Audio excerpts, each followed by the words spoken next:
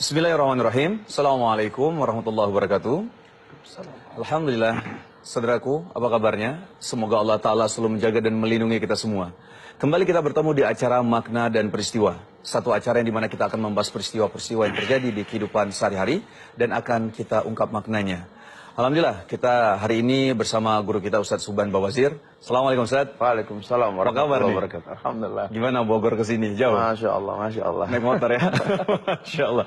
Ustadz, nih kita ngomong tentang apa ya, yang mungkin nanti antum akan mengalami itu, ana juga akan mengalami itu juga Ustadz, tentang masa tua Ustadz. Antum masih muda Ustadz ya? Alhamdulillah. Alhamdulillah Ustadz. Berapa lupa umurnya kalau ini. Masya Allah.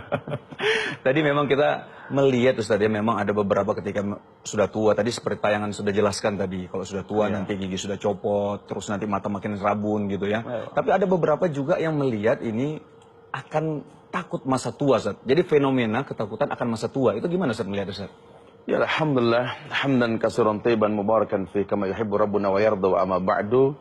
Pemirsa dimanapun berada, ketakutan manusia akan usia tua ini adalah sebuah kesalahan. Sehingga dia lupa bahwa usia tua itu seperti buah yang dipetik. Orang yang berilmu akan tahu bahwa masa tua itu akan datang dalam kehidupannya.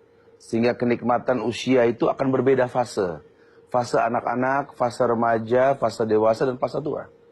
Maka demi Allah dalam Islam ini justru kita disuruh bersyukur manakala usia tua itu mendatangi kita. Karena ada hadis Nabi yang mengatakan bahwa khairun nas man tala umru wa hasuna amaluh. Sebaik-baik manusia itu yang panjang umurnya, bagus perbuatannya.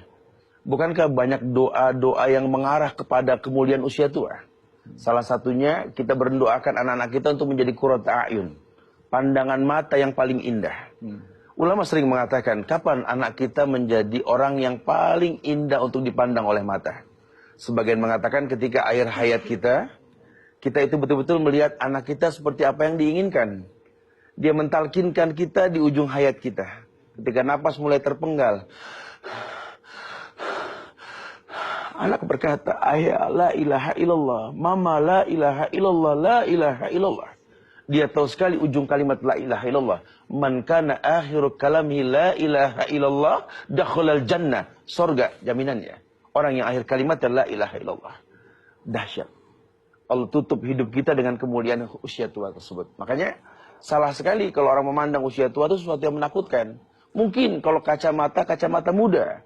Seakan-akan aktivitas kita sekarang sudah nggak berlaku di usia tua. Sayang hidup bukan itu. Ya, makanya cobalah pemirsa dimanapun berada, kalau dekat Quran bisa dibuka-buka tuh di Al-Ahqaf ayat 15, Allah berfirman mengabarkan tentang kemuliaan doa usia menjelang 40. Ayat yang mengatakan falamma balagha asyuddah wa balagha arba'ina sanatan qala rabbi auzi'ni an ashkura ni'mataka allati an'amta 'alayya wa 'ala walidayya wa na'mala salihan tardahu wa aslih li fi dzurriyyati inni tubtu ilaik wa inni minal muslimin. Doa itu mengajarkan Rabbi auzi'ni, duhai Rabb yang menciptakan diriku dengan proses. Artinya dia paham proses hidupnya. Dilahirkan seonggok daging merah yang menangis, dibesarkan dengan cinta dan kasih kedua orang tuanya hingga menjelang usia dewasa.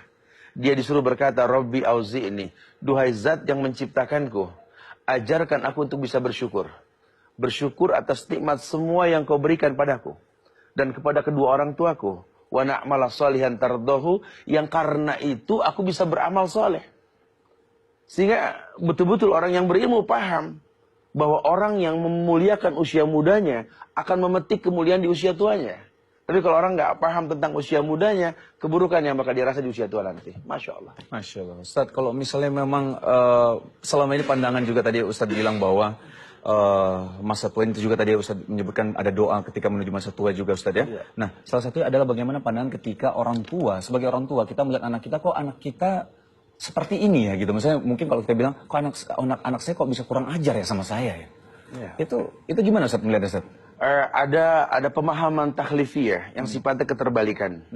Dalam Quran itu ada perintah kita untuk menjadikan orang tua kita sebagai sahabat. Baik. Di mana ada ayat yang mengatakan wa in jahadaka ala an tusyrika bi ma laysa laka bihi ilmun fala tuti'huma wa sahibhuma fid dunya ma'rufa. Bahkan kalau sampai orang tuamu mengajak kamu berbuat yang buruk, Allah perintahkan jangan patuhi. Karena nggak boleh patuh kepada makhluk untuk maksiat kepada Allah. La ta'ata li makhlukin fi maksiatil khaliq. Tetapi perintahnya apa? Yakni wasahibhuma fid dunya ma'rufa, jadikan orang tuamu sahabat dalam hidupmu. Makanya salah satu teknik pendidikan ke anak itu, jadilah sahabat buat anak-anak kita. Masya Allah. Jadi dari kecil memang sudah seperti itu Ustaz ya. Jadi sahabat, kita bisa jadi bapak juga dan lain-lain lah ya Ustaz ya. Baik Ustaz, kita break dulu sebentar Ustaz ya. Baik saudaraku, jangan kemana-mana karena kami akan kembali setelah yang satu ini. Tetap di Makna dan Peristiwa.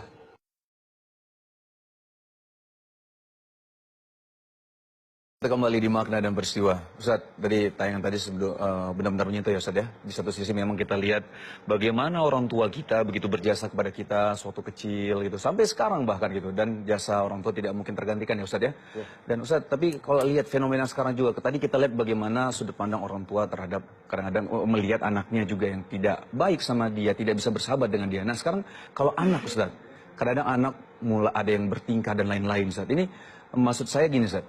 Kenapa sekarang fenomena banyak sekali ya, Ustaz, anak-anak yang sudah kita bilang kurang ajar sama orang tuanya. Ustaz bisa menjelaskan, Ustaz? Iya, tidak ada contoh yang melebihi kemuliaan contoh ayat-ayat Al-Quran dan hadis Rasulullah Sallallahu Alaihi Wasallam. Quran mengajarkan kita untuk memahami, mendoakan kedua orang tua dengan bahasa Quran. Rabbighfirli wali walidayya warhamhuma kama rabbayani shaghira. Kalimat kama rabbayani shaghira di sini adalah betul-betul sesuatu yang dipahami oleh anak untuk dia baktikan ke orang tuanya. Doa itu mengatakan, ya Allah, ya Rabb yang menciptakan diriku, ampunkan aku, ampunkan kedua orang tuaku, sayangi keduanya seperti mereka menyayangiku, mencintaiku, memuliakanku sejak kecil. Ini bukan sesuatu yang dibuat-buat.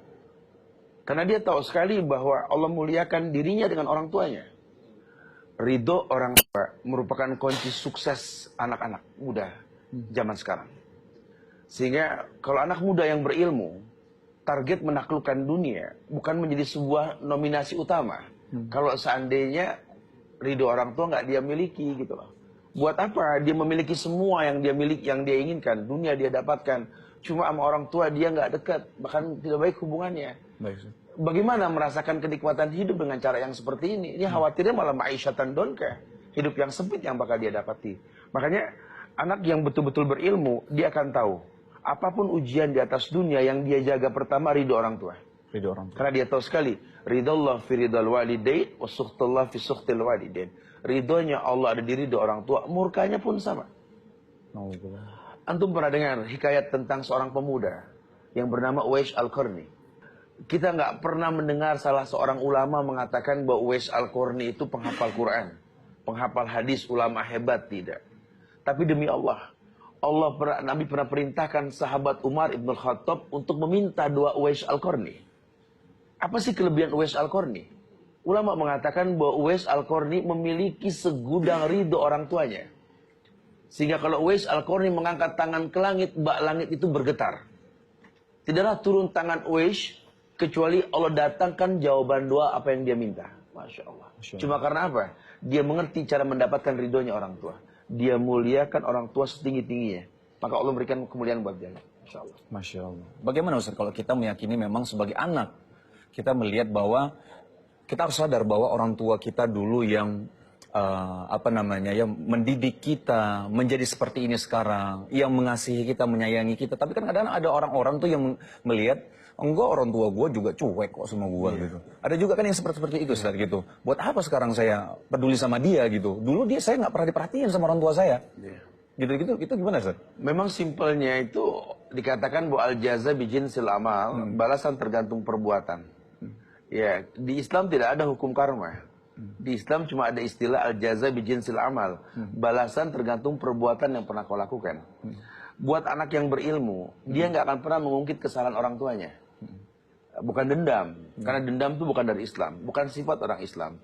Tetapi buat anak muda yang berilmu, dia akan berpikir bahwa khairun nas anfa'uhum linnas. Sebaik-baik manusia itu yang paling bermanfaat buat manusia lainnya. Sehingga mungkin ada orang yang terlahir, orang tua bermanfaat buat dia. Tapi ada juga memang Allah lahirkan dia untuk menjadi manfaat buat kedua orang tuanya. Masya Allah. Yang perlu digarisbawahi, bagaimana menjadi orang yang bermanfaat buat orang lain. Orang lain selain dirinya yang paling dekat ya orang tuanya. Orang tua. Masya Allah. Jadikan orang tuamu sahabat.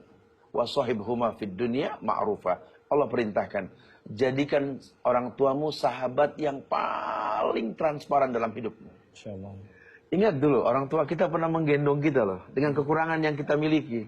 Dia selalu berkata, anak lucu, anak cakep, anak raja, si ganteng. Demi Allah kita lihat tuh anak gak ganteng sama sekali. Tapi orang tuanya yang ngomong, memang ganteng ini buat orang tuanya. Anak raja, bapaknya baru di PHK. Cuma kalau orang tua yang ngomong sudah cakep saja. Nanti orang tuamu akan seperti anak-anak. Kira-kira kamu bakal bangga gak menggandeng dia?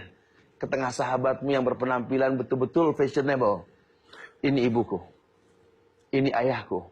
Yang pernah melahirkan aku dan memuliakan diriku. Muliakan dia baru kau muliakan aku. Baik, saudaraku, kita akan kembali setelah yang satu ini. Tetap di makna dan...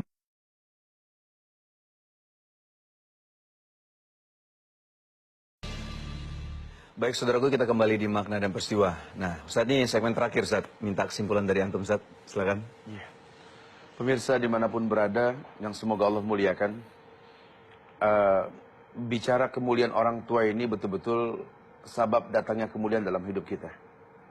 Sehingga bukan hanya pemirsa dimanapun berada, saya berharap semua yang menyaksikan acara ini pun perlu tahu bahwa tidak ada yang sulit dalam hidup ini kalau Allah sudah datangkan ridho kepada kita.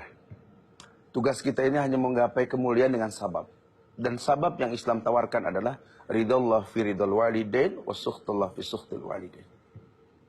Ridhonya Allah di ridho orang tua, murkanya pun sama. Sehingga buat orang tua nggak usah khawatir dengan usia tua. Usia tua merupakan buah yang dipetik apa yang kita buat di usia muda. Al jaza bi jinsil amal, balasan tergantung perbuatan. Manakala kita mencintai orang tua kita dulu, menyayangi mereka, anak-anak kita akan menyayangi kita insya Allah. Dan itu bukan direkayasa, tapi total. Irhamu man fil ardi, yarhamukum man fis sama. Cintai yang di bumi, yang di langit mencintaimu. Merendahlah kita di hadapan orang tua kita. Bak piik burung di hadapan induknya. Bukankah begitu bahasa Quran? Wahfid lahuma janaha dhulli minar rahmah. Wa qur rabbirhamhuma kama rabbayani shaghira. Merendahlah kamu. Siapapun kamu. Jutaan manusia memuliakan kamu. Harta berglamor yang kamu miliki demi Allah. Merendahlah di hadapan orang tuamu. Sehingga tidak ada kemuliaan di atas dunia ini melebihi kemuliaan Allah berikan ridho orang tua dalam hidup kita. Ya Allah, ambil semua yang kumiliki, ambil ya Allah. Ambil semua yang kau titipkan pada kami ya Allah dari harta dunia ini. Tapi tolong jangan ambil tali kasih kami kepada kedua orang tua kami ya Allah. Cinta yang sejati yang perlu kita miliki. Allah datangkan dalam kehidupan kita. Maka sangat disayangkan sekali kalau anak-anak muda ini malah ingin menggapai sebuah kemuliaan tanpa ridho orang tuanya. Sangat disayangkan sekali. Bahkan Islam, agama yang menjadikan bakti ke orang tua itu merupakan sebuah bagian takdir. Ketika ada ayat yang di mana Allah berfirman, "Wa qadha rabbuka alla ta'budu illa iyyahu wa bil walidaini ihsana."